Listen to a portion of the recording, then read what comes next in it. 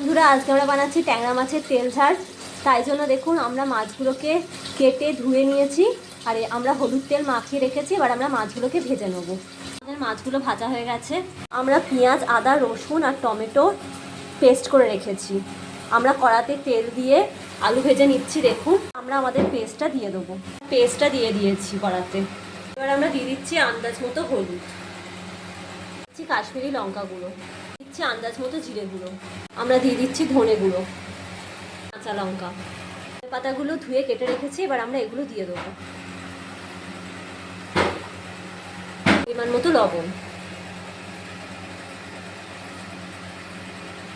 আমরা এতে আমাদের ভেজে রাখা মাছগুলো দিয়ে দিলাম। দেখুন আমরা এটাকে 10 মিনিট মতো ফুটতে দেবো। এটা ফুটে গেলেই তৈরি হয়ে যাবে আমাদের মাছের তেল ঝাল। বন্ধুরা, তৈরি হয়ে গেছে আমাদের ট্যাংরা মাছের তেল ঝাল। এটা খেতে খুবই সুস্বাদু হয়েছে। আপনারাও বাড়িতে এটা ট্রাই করে দেখতে পারেন। ভাতের সাথে খেতে খুবই ভালো লাগবে।